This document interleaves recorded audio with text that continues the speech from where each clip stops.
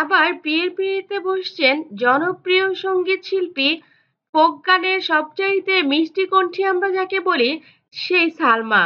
Close up one হওয়ার পরেই তিনি শিবলিকে বিয়ে করেছিলেন। শিবলির সঙ্গে গত ৩ বছর আগে তার ডিভোর্স হয়ে গেছে। তারপর থেকে তিনি একাই চলছিলেন পথ। তার ইচ্ছে ছিল তিনি একা একাই পথ চলবেন, তিনি আর বিয়ে করবেন না। তার নিজের মেয়েকে নিয়ে অনেক ছবিও দিয়েছেন বিভিন্ন সময়ে ফেসবুকে এবং বলেছেন, আমার মেয়ে স্নেহাকে বড় করে তোলাই আমার জীবনের লক্ষ্য।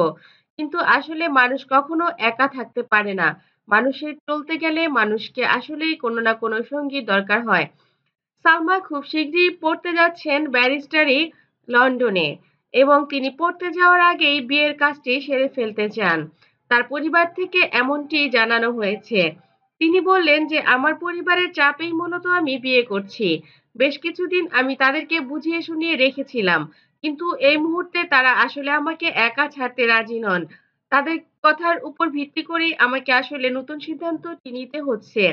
এছাড়া আমি নিজেও মাঝে মধ্যে খুব একাকিত্ব ফিল করি। একটা কথা শেয়ার করার জন্য হলেও আসলে একজন মানুষ পাশে দরকার। তাছাড়া শিবলি আমাদের ডিভোর্স হয়ে যাওয়ার কিছুদিন পরেই বিয়ে করেছেন এবং হয়তো তারা ভালোই আছেন। আমার মেয়ে স্নেহা আমার কাছেও থাকে, ইদানিং তার বাবার কাছে রয়েছে।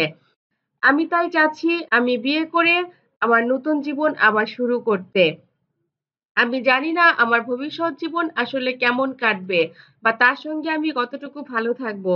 কিন্তু এই মুহূর্তে মনে হচ্ছে আসলে আমার একাকিত্ব জীবনটা আপাতত ঘুচিয়ে ফেলা দরকার। তাছাড়া আমার পড়াশোনা এবং ক্যারিয়ারের জন্য আমি যেহেতু বাইরে যেতে চাচ্ছি, আমার পরিবার এ ব্যাপারে নিশ্চিত বোধ করছে না। আমি তাদেরকে কিছুটা নিশ্চিন্ত করে দিতেই এই সিদ্ধান্তটা নিয়েছি। তবে খুব শিগগিরই বিয়ে করছি না। দেখা যাক আমার পরিবার কি বলে। আবার আপনাদেরকে বিয়ের দিনটা অবশ্যই জানাবো এবং আপনাদেরকে না জানিয়ে আমি কোনো কাজই করব না। আমি ১ম থেকেই আপনাদের সঙ্গে আছি। আপনাদের দোয়া, আপনাদের ভালোবাসা আমার জীবনকে আরো সুন্দর করবে এটাই আমি আশা করছি। সালমা জানে না আসলে তার জীবনে কি ঘটতে যাচ্ছে। কিন্তু আমরাও চাই মানুষ আসলে একা থাকতে পারে না। সালমা যাকে বিয়ে করবেন নিশ্চয়ই তার জীবন অনেক সুন্দর হবে এবং ভালোভাবে একটা জীবন তিনি পার করতে পারবেন। আশা করছি তার ভালো কিছু ঘটবে।